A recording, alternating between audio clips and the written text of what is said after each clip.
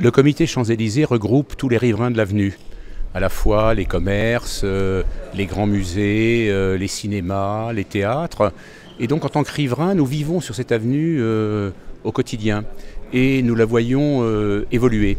Ça nous a amené à constater il y a déjà 5 ans, en organisant un premier colloque, que les Champs-Élysées, qui restaient extrêmement dynamiques en termes d'activité, avec plein d'initiatives des acteurs publics ou privés, mais que les Champs-Élysées perdaient un peu de leur substance. Et en creusant cette impression, on s'est rendu compte que ce qui se jouait en réalité, c'était que les Champs-Élysées qui avaient incarné toute la modernité du XXe siècle, les Champs-Élysées avaient anticipé, accompagné, porté toutes les grandes ruptures. Lieu de promenade d'abord, la voiture qui apparaît en 1910, le tourisme international qui se développe, la construction des grands hôtels dans les années 20, la révolution de Hollywood dans les années 30 et l'apparition des écrans qui fait que le quartier Champs-Élysées deviendra le premier quartier de cinéma à un moment à Paris, et même la révolution du commerce moderne avec l'apparition des grands flagships dans les années 80.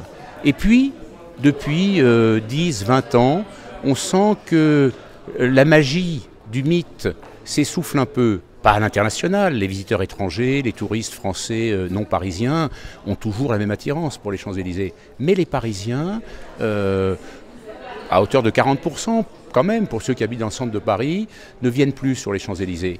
Et ce qu'ils lui reprochent, c'est d'avoir perdu un petit peu son âme. Donc en creusant notre diagnostic, on s'est rendu compte que ce qui se jouait, c'était qu'au fond, la modernité du XXIe siècle, c'est pas celle du XXe. Le XXIe siècle va corriger tous les excès de la modernité du XXe siècle. La place de l'automobile va être réduite.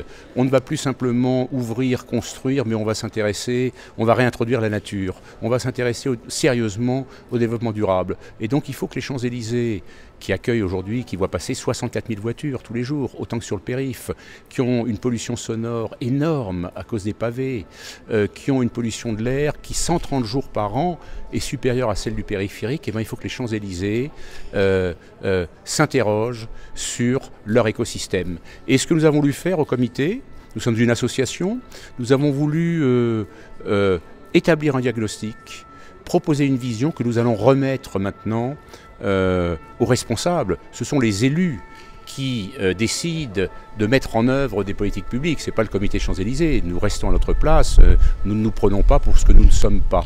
Mais nous voulons assumer pleinement notre mission.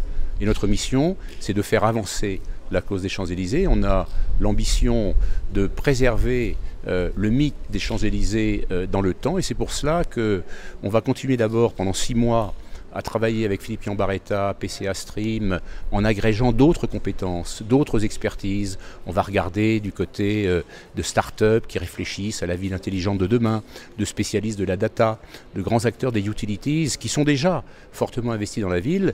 Et puis, on se dit qu'en rassemblant toutes ces intelligences, toutes ces expertises, on va renforcer le diagnostic et la vision qu'on a proposé aujourd'hui. Et on mettra ça sur la table, on le proposera aux élus, aux responsables de la prochaine mandature, puisqu'il y a des élections municipales en 2020 à Paris, et puis nous allons essayer de les stimuler pour qu'ils s'engagent dans un travail de réaménagement de grande envergure des Champs-Élysées, parce que les Champs-Élysées le méritent. On ne peut pas dire en permanence les Champs-Élysées, c'est un joyau, c'est la plus belle avenue du monde, c'est la vitrine de Paris, c'est la vitrine de la France, tous les touristes qui viennent passent par les Champs-Élysées, et ne pas consentir en même temps les investissements nécessaires pour faire perdurer ce mythe.